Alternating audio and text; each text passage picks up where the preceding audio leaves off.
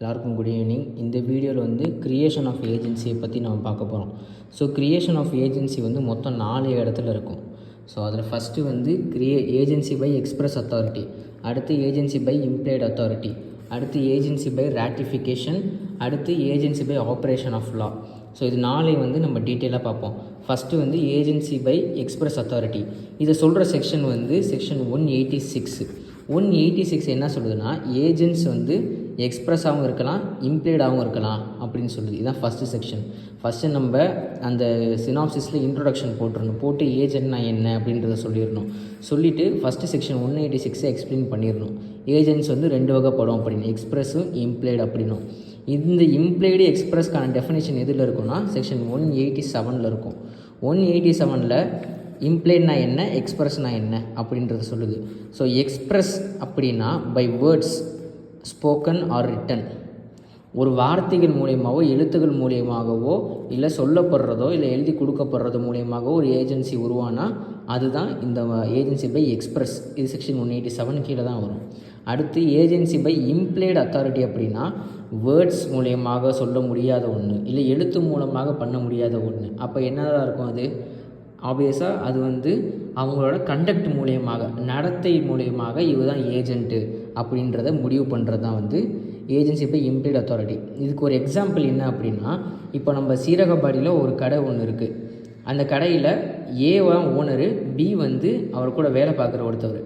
ஏ வந்து அப்பப்போ கன்னியாகுமரிக்கோ இல்லை கல்கட்டான்னு வச்சுக்கோ, கல்கட்டா அவரோட சொந்த ஊர், கல்கட்டாக்கு அப்பப்போ போயிட்டு வருவார். அப்போது கடையில் இருக்க இந்த பி என்ன பண்ணுவார் அப்படின்னா, ஃபுல் பொறுப்பை எடுத்துப்பார். கடையில் வர குட்ஸை பர்ச்சேஸ் பண்ணுவார், தேவைப்படுற குட்ஸை வாங்கிக்குவார். அந்த குட்ஸை எந்த பணத்தில் வாங்குவார் அப்படின்னா, கல்லால் இருக்கக்கூடிய ஓனருடைய பணத்தை எடுத்து பண்ணுவார். இந்த நாலேஜ் வந்து அவருக்கு இருக்குது. யாருக்கு? ஓனருக்கு இருக்குது. அவர் வந்து அப்போது எதுவுமே சொல்லலை அப்படின்னா அந்த பணத்தை அவன் எடுத்து யூஸ் பண்ணுறதுக்கு ஏ வந்து அனுமதிக்கிறாரு. அதுதான் வந்து ஏஜென்சி பை இம்ப்ளைட் அத்தாரிட்டி அப்படின்னு சொல்லுவாங்க. ஸோ இதுதான் 186 and 187. அடுத்து இந்த இம்ப்ளைட் அத்தாரிட்டியில் வந்து 4 கைண்ட்ஸ் இருக்குது. என்னென்ன அப்படின்னா, ஏஜென்சி பை எஸ்டோப்பல், அதுக்கப்புறம் agency by holding out, agency by necessity, அதுக்கப்புறம் one's property given to another. So இந்த இடத்துல ஃபஸ்ட்டு நம்ம பார்க்க வேண்டிய விஷயம் என்னென்னா, ஏஜென்சி பை எஸ்டோப்பல். எஸ்டோப்பல் அப்படின்னா தமிழில் மறுப்பு தடுப்பு அப்படின்னு அர்த்தம். அதாவது ஒரு விஷயத்தை மற்றவங்களை நம்ப வச்சுட்டு அதுக்கப்புறமேட்டு அது இல்லை, இது இப்படி கிடையாது அப்படின்னு நம்ப வைக்கிறது தான் எஸ்டோப்பல். அதாவது ஒரு விஷயத்தை நம்ப வச்சுட்டு செஞ்சு முடிச்சுட்டு இல்லை அப்படின்னு மறுக்கிறது தான் எஸ்டோப்பல் அப்படின்னு சொல்லுவாங்க. ஸோ இந்த இடத்துல எஸ்டோப்பல் அப்படின்னா, இப்போ நம்ம ஒரு 2 பேர் இருக்காங்க, ஏ அண்ட் பி 2 பேர். ஏ வந்து ஒரு முதலாளின்னு வச்சுக்குவோம், பி வந்து அவர் கூடவே இருப்பார். ஆனால் அவர் கேட்டால் என்னப்பா அவங்க ஏஜென்ட்டாப்பா அப்படின்னு கேட்டால் அதெல்லாம் ஒன்றும் சொல்லாமல் அவர் பாட்டுக்கு கண்டுக்காத மாதிரி இருப்பார். ஆனால் இவர் போக வேண்டிய இடத்துக்கு அந்த பி போவாப்பில், அவர் செய்ய வேண்டிய வேலையை அந்த பி செய்வார். ஸோ அப்போ எல்லோரும் ஆட்டோமேட்டிக்காக இவர் தான் இவரோட ஏஜென்ட் அப்படின்னு சொல்லி நம்பியிருப்பாங்க. ஸோ அதன் மூலமாக அந்த பி மூலமாக ஒரு லயபிலிட்டி ஏற்படுது. யாருக்கு? ஓனருக்கு. அப்படி ஏற்படும் போது இல்லை இவன் ஏஜென்ட்டே கிடையாது அப்படின்னு சொல்லி தடுக்க முடியாது. ஸோ அதுதான் வந்து ஏஜென்சி பை எஸ்டோப்பல். அடுத்து வந்து agency by holding out. Holding out அப்படின்னா ஒரு போலியான தோற்றம் அப்படின்னு அர்த்தம். போலியான தோற்றம்னா, இப்போது அதே மாதிரி ஏ அண்ட் பி 2 பேர் இருக்காங்க. ஏ தான் வந்து ஒரு பிரின்சிபலாக இருக்காப்புல, பி வந்து எந்த விதமான அத்தாரிட்டியும் இல்லாமல், அஃபிஷியல் அத்தாரிட்டி இல்லாமல் நான் இவருடைய ஏஜென்ட்டு அப்படின்னு சொல்லி பொய் சொல்லி ஒரு விஷயம் பண்ணாங்க அப்படின்னா அதுக்கு அந்த பிரின்சிபல் லயபிள் ஆக மாட்டார். இதுதான் agency by holding out. Agency by necessity அடுத்து, இது வந்து செக்ஷன் 189. ஏஜென்சி பை நெசசிட்டி அப்படின்னா ஒரு தேவையின் மூலமாக உருவானது. இதுக்கு வந்து எசென்ஷியல் கேரக்டரிஸ்டிக்ஸ் இருக்குது. என்னென்ன அப்படின்னா, ஓனரை காண்டாக்ட் பண்ண முடியாமல் இருந்திருக்கணும் அந்த ஒரு நபர்னால். அந்த குறிப்பிட்ட டயத்துக்குள்ளே இந்த ஆக்டை செய்யாமல் விட்டுருந்தா அந்த பிரின்சிபலுக்கு வந்து நஷ்டம் ஏற்பட்டிருக்கணும் அப்படின்ற ஒரு எண்ணத்தை செய்வார். அது இதை தவிர ஒரு வழியே இல்லை.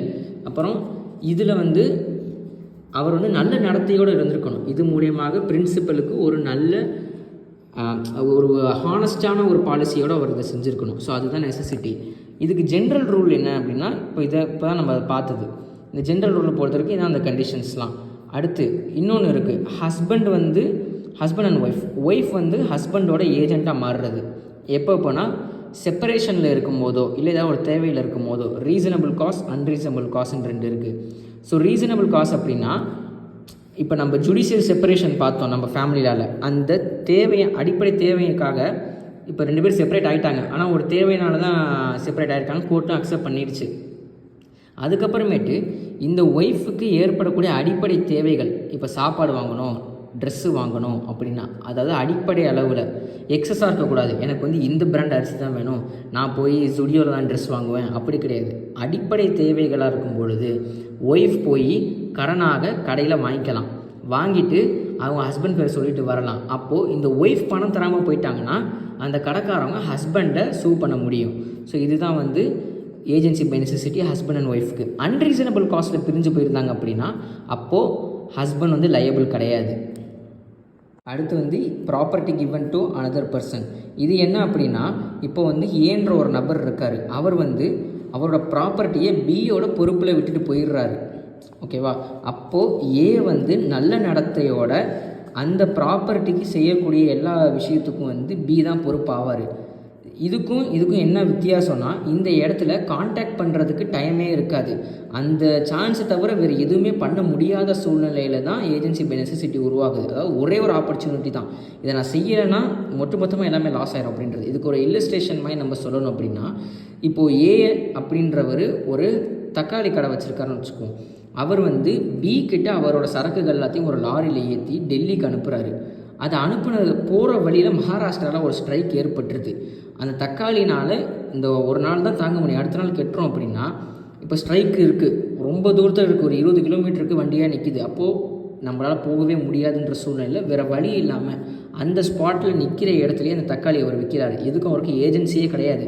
ஆனால் இந்த வழி இல்லாமல் இவர் இந்த மாதிரி பண்ணுறாரு. அப்போது இங்கே ஒரு ஏஜென்சி உருவாகுது, அதுதான் ஏஜென்சி பை நெசசிட்டி.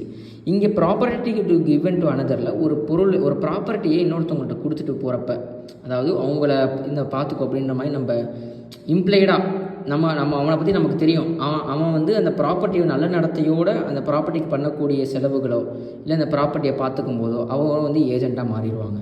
ஸோ இதில் மெயினானது வந்து ஏஜென்சி பை நெசசிட்டி தான். அடுத்து வந்து ஏஜென்சி பை ராட்டிஃபிகேஷன். ராட்டிஃபிகேஷன் வந்து செக்ஷன் 196 சொல்லுது. 196 ராட்டிஃபிகேஷன் என்ன சொல்லுது அப்படின்னா, ஒரு பர்சனோட ரைட்ஸ் அப்படின்னு சொல்லுது. என்ன ரைட்ஸ் அப்படின்னா, என்னோட அத்தாரிட்டியே இல்லாமல் என் சார்பாக ஒரு விஷயம் செய்யும் போது நான் வந்து அதை தவிர்த்துக்கவும் முடியும், ஏற்றுக்கவும் முடியும் அப்படின்னு சொல்கிறோம் செக்ஷன் 196. இப்போ வந்து ஏன்னு ஒருத்தர் இருக்கார், அவருடைய பணத்தை பி வந்து சீட்டை கொடுத்துட்றாரு. இவரோட நாலேஜே இல்லாமல் பி வந்து அந்த பணத்தை எடுத்து சீட்டை கொடுத்துட்றாரு. ஏ வந்து அந்த விஷயம் தெரிஞ்சதுக்கப்புறம் டைரெக்டாக சீட்டை போயிட்டு அதுக்கு உண்டான இன்ட்ரெஸ்ட்டை கிளைம் பண்ணிக்கிட்டார் அப்படின்னா அப்போது இது வந்து ராட்டிஃபிகேஷன் ஆயிடுச்சு அப்படின்னு அர்த்தம். இப்போது இது வந்து ஆப்ஷன் இருக்குது ஏக்கு. ஏ வந்து சி கிட்ட போயிட்டு இல்லை என் பணத்தை என்னை திருப்பி கொடுத்துருன்னு சொல்லி வாங்கிக்க முடியும். வாங்கிக்கிட்டாருன்னா ராட்டிஃபை பண்ணலை, இது பி பண்ணது தப்பு. அப்படி இல்லாமல் ஏ வந்து போய் இன்ட்ரெஸ்ட் கிளைம் பண்ணிட்டார் அப்படின்னா இந்த பி பண்ணதை வித்தவுட் த நாலேஜ் பண்ணதை வந்து ஏற்றுக்கிட்டாரு அப்படின்னு அர்த்தம். ஸோ இதுதான் agency by ratification. Agency by ratification வந்து 2 டைப்ஸ் இருக்குது, அது செக்ஷன் 197 சொல்லுது. 197 வந்து ராட்டிஃபிகேஷன் வந்து இம்ப்ளைடாகவும் இருக்கலாம், எக்ஸ்ப்ரெஸ்ஸாகவும் இருக்கலாம் அப்படின்னு சொல்லுது. ஸோ இம்ப்ளைடாக நமக்கு தெரியும், ஒரு எக்ஸ்பிரஷன் நமக்கு தெரியும், அந்த பவர் ஆஃப் அட்டார்னியோ இல்லை அவங்க சொல்லிட்டு போயிருப்பாங்க, நீ இந்த விஷயத்தை மட்டும் செய், இந்த விஷயத்தை செய்யக்கூடாது அப்படின்னு சொல்லிட்டு. ஸோ இம்ப்ளைடை பொறுத்த வரைக்கும் இப்போ நம்ம பார்த்தோம் இல்லையா இந்த எக்ஸாம்பிள், அதாவது நாலேஜே இல்லாமல் ஒரு விஷயத்தை செஞ்சு அதை வந்து லேட்டராக பிரின்சிபல் அக்செப்ட் பண்ணிட்டாருன்னா அது பேர் தான் வந்து agency by ratification.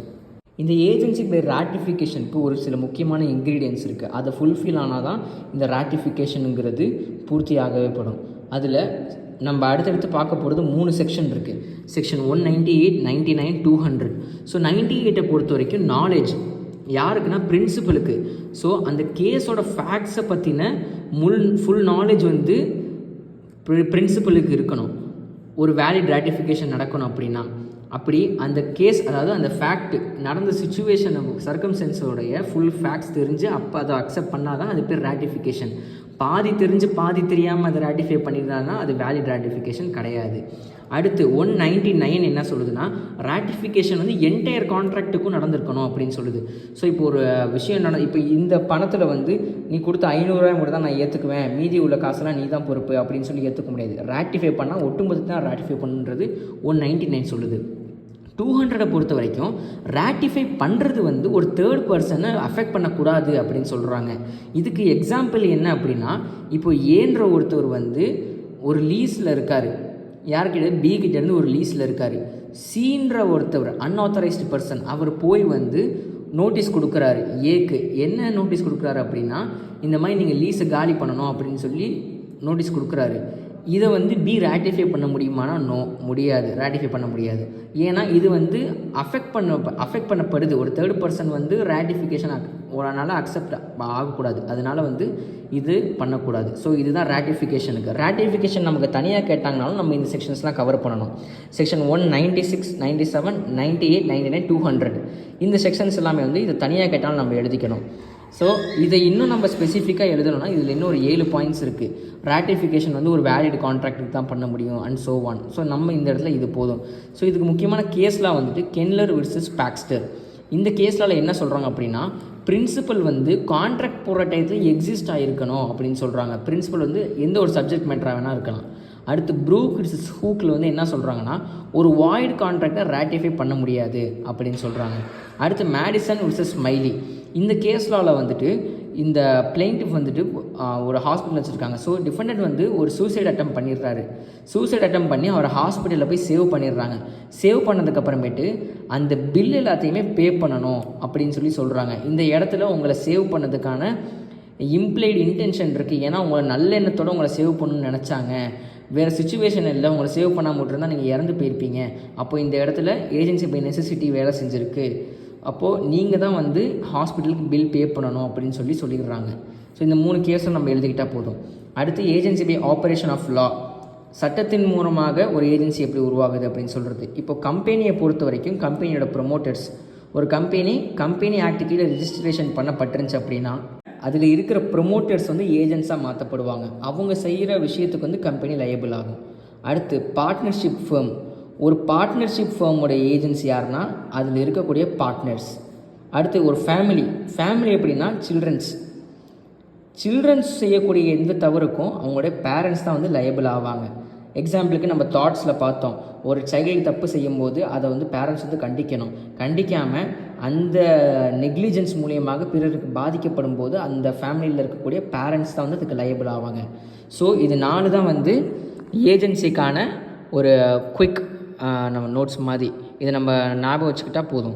So introduction conclusion நெசசரியாக எழுதிட்டு இது எல்லாத்தையும் நம்ம பார்த்துக்கணும். ஓகேவா? இதுதான் வந்து creation of agency or kinds of agency அப்படின்னு சொல்லுவாங்க. நம்ம செக்ஷன் 186, 187, 189, 96லேருந்து 200 இது வரைக்கும் நம்ம கவர் பண்ணால் போதும்.